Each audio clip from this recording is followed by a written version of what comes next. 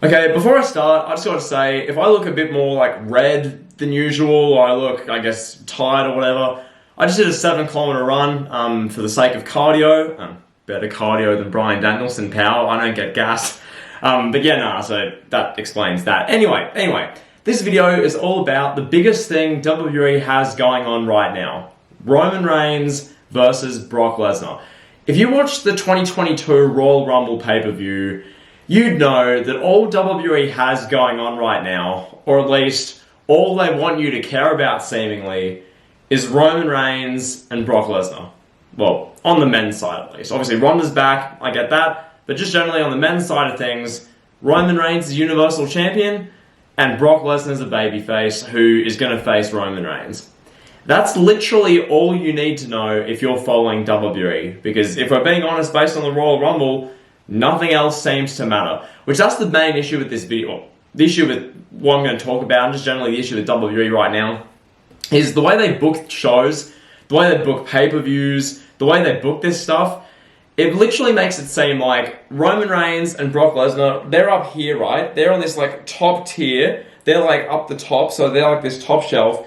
And then literally everyone else in this company, everyone else in WWE, whether you're AJ Styles, whether you're Damian Priest, whether you're Randy Orton, whether you're Big E, the guy who was WWE champion literally a month ago, even the new WWE champion Bobby Lashley, you're all just around here, or you're like even further and further below. Like a guy like Big E, if Reigns and Brock are the top shelf up here, Big E, if you watch the Royal Rumble and how they booked him at day one, Big E is literally down here.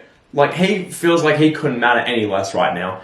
And it's sad to see that. It really is, because WWE, I figure, from a creative writing standpoint, just generally with booking, you should try and make as many people as possible feel legitimate, interesting, and feel like viable threats. You want to know why? Because when Roman Reigns and Brock Lesnar finish their feud, when they have their big WrestleMania match, what next? What are you going to do after that? When it's WrestleMania Backlash, it's like May 13th, 2022, and you're sat there watching WWE SmackDown, who's Roman Reigns supposed to go against then? Then what?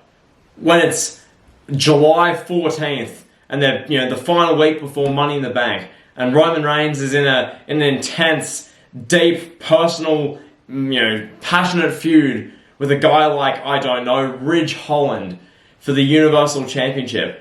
None of us are going to care, because you look at the presentation in the Royal Rumble. The Royal Rumble men's match especially, this was the big issue with this match.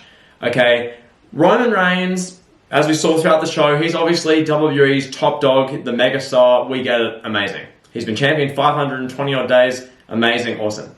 Brock Lesnar is someone who, Brock's had a big, he's had a very storied past. For years, people hated him because he showed up like once every month and defended the title once every 2 or 3 months, and he got a bunch of crap for that. Nowadays, Brock Lesnar, from a character perspective, is near enough the best we've ever seen.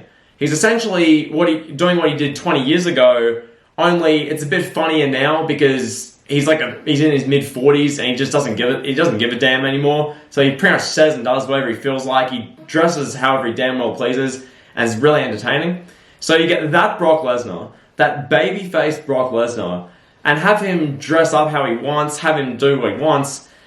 But the issue with WWE is you give him the WWE title as a panic knee-jerk move at day one because Roman got COVID. You give him the Royal Rumble. You have him do all this stuff, and it's like, pump the brakes. Okay, pump it. We get it. Brock is doing amazing work. Where everyone who is cognizant with functioning eyes and isn't a WWE hater on Twitter can consciously see that what Brock is doing is really good. It's amazing. It's genuinely fantastic. Video coming on that on the main channel soon. But there should be more to it as a company. Roman's great. Brock's great. We know. What else is there? Okay, Drew McIntyre. He is the best babyface you have that's not named Brock Lesnar. Maybe Edge. So Edge and Drew McIntyre are your two best babyfaces. Drew's the best babyface who's in his 30s. I'll phrase it that way. Edge is the best babyface in his 40s. You got those guys. They're really good. Sure. Awesome. What else do you have? Big E. I get it. Many people say his title run was a failure. Was it a great WWE title run? No. But in the Royal Rumble match, when he's 3.5 weeks removed from losing the WWE title, can you present him a bit better than having him last 3-4 minutes, pick up no eliminations, and then just have Rated RK Bro just dump him out? Can the presentation be any better? This guy was WWE champion. The title, Steve Austin, Hulk Hogan, Bruno Sammartino, The Rock, John Cena, the title that those guys made famous. Big E was champion with that belt for 3 months, and he dropped it literally 3.5 weeks ago. And he lasted 4 minutes in the Rumble before just getting dumped out like he's nothing. Like what's that, dude? Like, what is that? And I look at, once again, I mentioned this in the Rumble, I'm not going to harp on it, Damian Priest. You look at a guy like that, lasted 4 minutes in the Rumble, didn't eliminate anyone, didn't really do anything. This is a guy who, if you're, having a guy who should be the 2022 and 2023 breakthrough to the main event sane star, Priest is that guy. But what are you really doing? What did you do with him at the Rumble? What have you done with him generally? Not a whole hell of a lot in the last month or two. Look at a guy like Damian Priest. He could face Roman at one of these pay-per-views in the middle of the year and be damn good. Could you imagine Damian Priest versus Roman Reigns at a WrestleMania Backlash and a payback for a 2 pay-per-view feud? That'd be sick. Damian Priest being fairly well built up for a while, getting some wins, and you just put him over the top a bit more in these matches, and that'd be great. But instead, it's just Roman and Brock. Roman, Brock, and nothing else. And it's this isn't how you should book. This isn't how you should write wrestling shows. It just fundamentally isn't. During the Attitude Era, yes, Austin and McMahon was the main 1 and 2. Austin and McMahon was the big storyline up here that the shows revolved around. Oh my god, when would Steve Austin arrive at the arena? Oh my god, the corporation's cutting a promo. Oh my god, Austin's backstage doing an interview with Michael Cole. Oh my god, Vince McMahon's in his office saying that Steve Austin has to surrender the title or else the corporation will assassinate him. All this type of stuff. Steve Austin's wrestling the main event match. Oh my god, Swerve, Kane pulled off his mask and it's Vince. That's what it used to be. The show would be revolving around that. Obviously, it'd be the main event. But, you have The Rock's feuding with Triple H.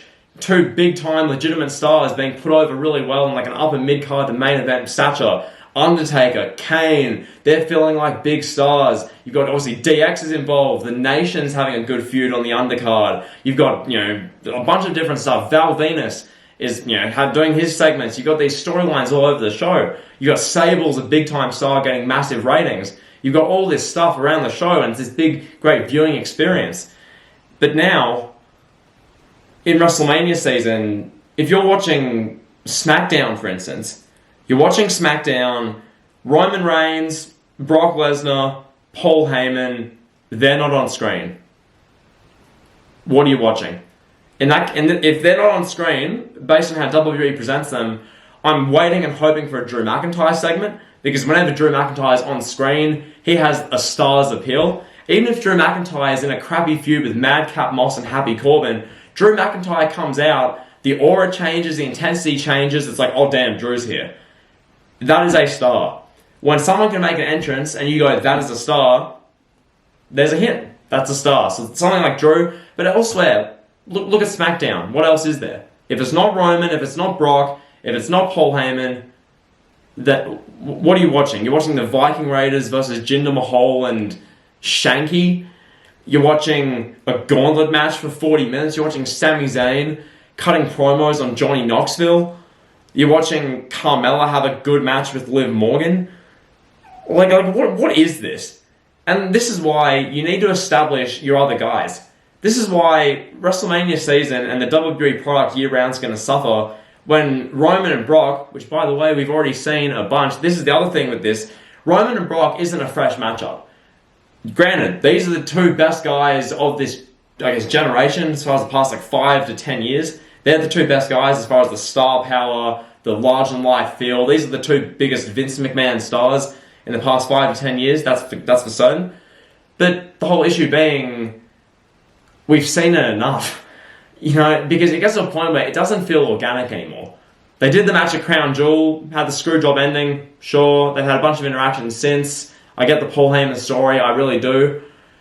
It just doesn't feel organic anymore. So my solution, either you do Drew, Roman, Brock, either you do Seth, Roman, Brock, as a callback to WrestleMania 31. I think the storyline there would be pretty good. And then, once again, with Drew, Roman, and Brock, it just writes itself. The three biggest stars on SmackDown, they all feel like they're in the same tier. Or I guess you do Roman versus Brock with a stipulation, because if you do Roman versus Brock one-on-one at WrestleMania 38, Night 2, main event, Universal title, singles match for the love of Paul Heyman, I don't know, bro. Like, you can do better. Seriously, you can do better. So that's going to be the video. Hope you guys enjoyed. If you did, be sure to like, comment, subscribe, and drill. See ya.